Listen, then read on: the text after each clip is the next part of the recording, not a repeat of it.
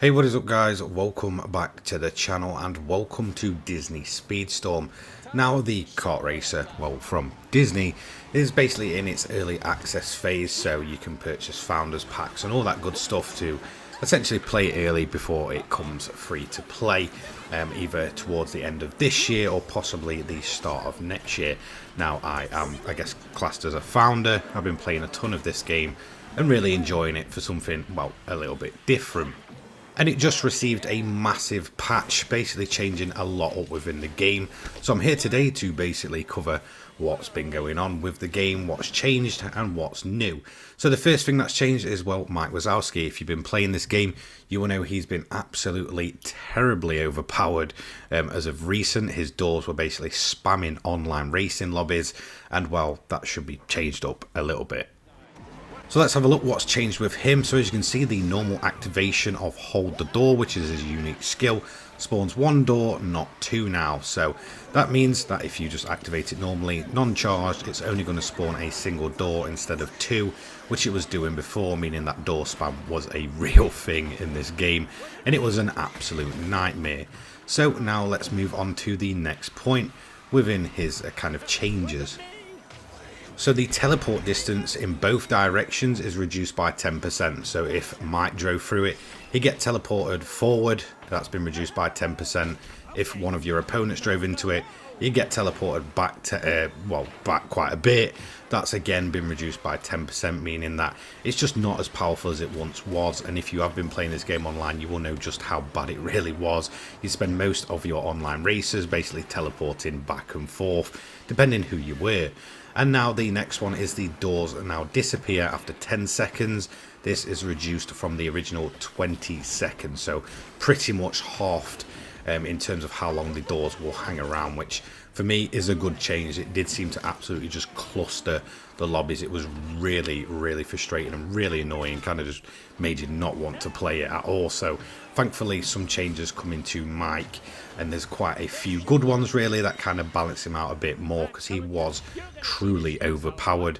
And if you've been in the online lobbies, like I said, it was absolutely littered with just door spam, since a lot of people were using him.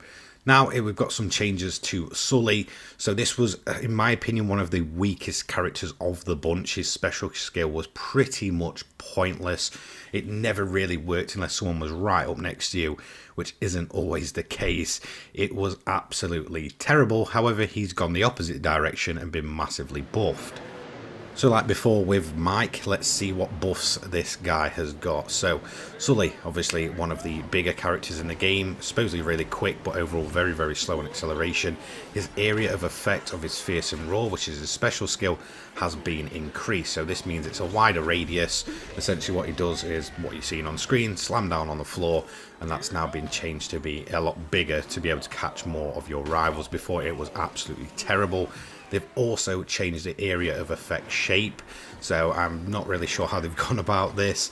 I'm assuming that before it was quite, a small typical circle. I'm assuming now it's, been kind of widened and such. And then we've got the fearsome roar. It now has a shorter stun instead of a longer stun, but it also now has knockback, which means that it will kick back your opponent. Again, essentially just making it a lot better. Although it stuns for a shorter time, being able to kind of knock them around a bit more is a great change for this character. A few more changes. The fearsome roar now refills boost whether you hit it or not. So previously, I'm not quite sure of him because I did kind of give up using him. I'm pretty sure if you used it, it basically never refilled unless you got the hit, and because it was so weak, it was a very rare chance of you actually getting any boost from it. Now that's been changed. Even if you hit or not, you will get your boost refill, and you've also got additional boost for fearsome roar hits. So meaning if you do get the hits, you're going to get a little bit extra boost than previously. Again, just kind of adding to the fact that it makes him a bit more useful, because he is quite a heavy, slow character overall, and in my opinion was one that I just wanted to avoid. So those are the main changes really from here. We've had some big changes. One of the most OP characters has been absolutely nerfed, and one of the weakest characters has had a buff. So let's have a look at the fixes that came on the 5th of May. This was one around Celia May, again another Monsters Inc. character. The charged activation of Celia May's Snake and Shake would actually persist all race. I'm assuming this is when it got someone. Basically, they would have that persist for the entire race. I could understand this one being quite frustrating, but again, that's kind of been fixed earlier on in the month, so you shouldn't be seeing that anymore. And then on May 16th, if we have a look, there's a few changes coming in general in terms of the fixes. So we've got infinite respawn loop on Toon Villages fixed. Essentially, if you went out of bounds, there was a chance that you could get stuck in an infinite respawn loop, essentially meaning you couldn't really take part in the race. So thankfully this one has been removed, it's been completely fixed, so this shouldn't be happening anymore. And then if we move on to the next one after that, the Founders Pack welcome upon loading on PS4 has been fixed. So I'm assuming, I actually play on PS5, but I'm assuming on PS4 what it's really saying is every single time, if you had a welcome pack or not, it would essentially boot up the kind of welcome for the Founders Pack every single time on PlayStation 4. So that has been now fixed and removed. And then there's a typical one which is just fixed various crashes and stability improvements. So it's essentially looking out for if you ever had an error, say if you're on PlayStation 5 and stuff and it kicks you out, that's now been kind of fixed hopefully, or at least reduced. And in terms of stability, it means you'll have better connections online, but that's kind of just a more general term. Kind of time will tell with that one. So there we have it. We have a pretty big bunch of changes that have happened to the game. Now it's been about a week or so since I've actually played this game. Again, I kind of just got a bit fed up with the the mic door spamming and stuff. But now that has been completely I guess nerfed in half.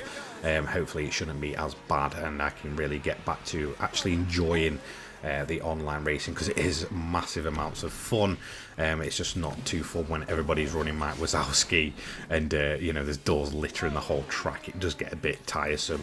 So yeah, there you go, there's your changes for Disney Speedstorm. Let me know what you think down below. Have you played it? Have you not? In all honesty, I'm really loving my time. I'll see you later on, guys. Peace.